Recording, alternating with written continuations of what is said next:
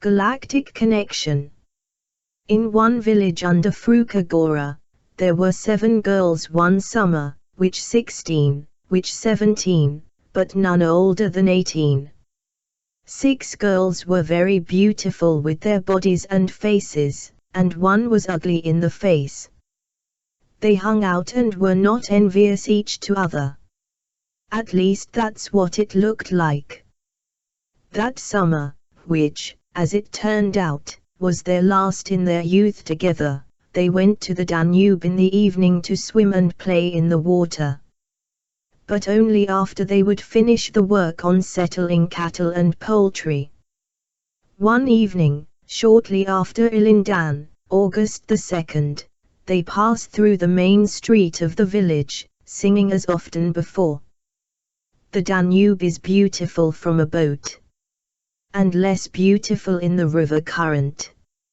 A girl is beautiful when she is loved, and less beautiful without a boyfriend. One of the 2 boys who overtook them on bicycles shouted, "Oh, great wisdom, my God," and others added, "And where did you learn that?" When the girls were already about half a kilometer from the Danube, some of them started pulling their friends' dresses and skirts down and unbuttoning their thin blouses. The 2 stripped alone. And so quickly, this group became a group of girls, half naked, and completely naked.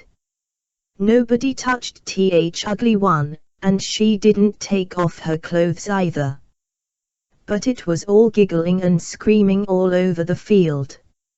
And then, like not to someone in a dream, and even less in reality, 3 ghosts fell in front of mostly naked girls.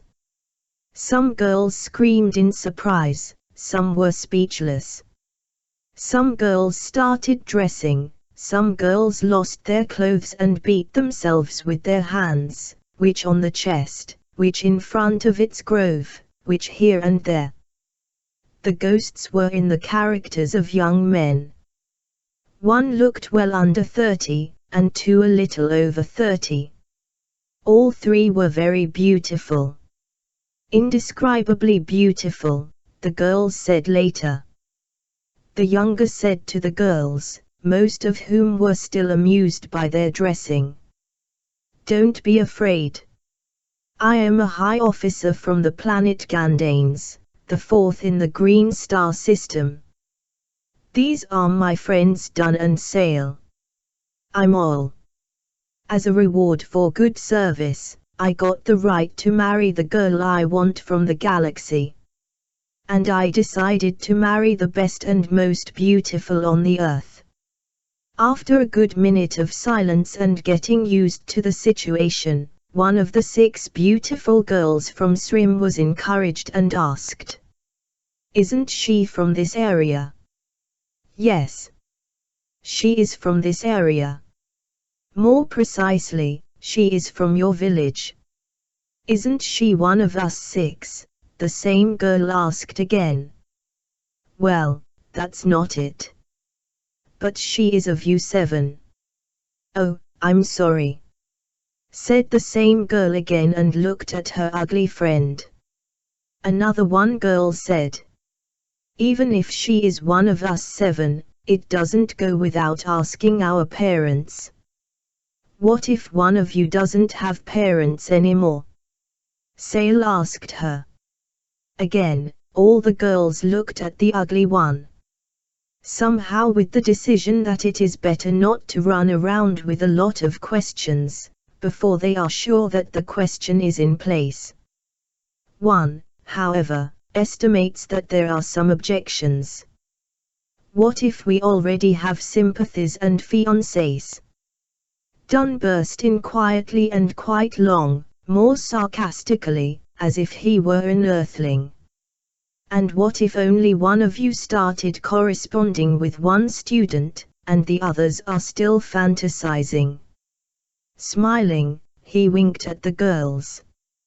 5 girls began to turn and look around, and one looked down. And immediately there was a grave silence. All the girls were thinking about what would come out of this. These 3 young men know maybe even more about us. Maybe they know everything about us. At that time, the same 2 boys approached the whole group from the Danube by bicycle, who had just overtaken the girls in the village.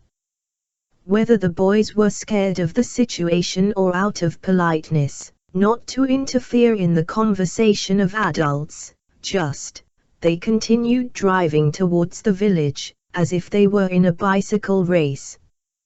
When the dust, that the boys had lifted with their bicycles, settled, all said to the girls, "I have 7 big diamonds here, it's up to each of you to decide whether to take the stone or I shall clean her of some bad thoughts." The girls rested first, probably thinking about what is good and what is wise to choose. But all 6 beautiful girls took diamonds in turn, and the ugly one said, "Arrange for me to forgive my late father." The boy in the ghost said, "It will be for you." So kept on talking. "Now I have 7 diamonds here, for each of you. To help me propose which of you. So whoever gets the most votes, she will become my chosen one, and I will propose to her." The girls were silent, looking at the stones, then at each other. Stones in a row, then each other. After a while of silence, the ugly girl said to the ghost, looking first at her friends and then at the diamonds, "Since none takes, neither will I. And to propose and marry anyone, you will be fine." And finishing the sentence, she looked at her beautiful friend again. All then took that ugly girl's hand. In front of her friends and 2 other newcomers, she began to change her face. And then he shone like oil, dun, and sail, transparent yellow-green. She became so beautiful that her friends turned white in their faces. God knows whether out of surprise, or out of envy, or in the realization that all is definitely done with the election. All said to the confused girls, "You took the first diamonds even though you are selfish and amused by your own beauty, and you didn't take the others so that you wouldn't throw yourself out of my choice, by referring me to another of you." And he disappeared with his friends and his chosen one, for a moment. Like they fell on the girls' road a few minutes ago.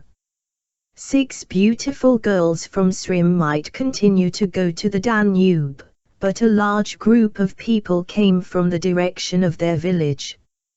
Some men carried sticks in their hands, some fairies. One even hung a redneck on himself and slung a rifle over his shoulder, like John Wayne in some cowboy movie.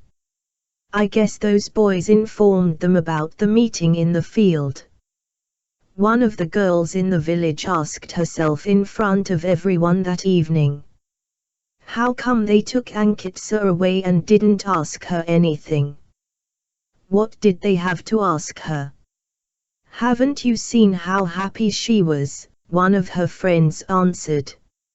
And it's as if her chickens will feel sorry for her, said one grandmother.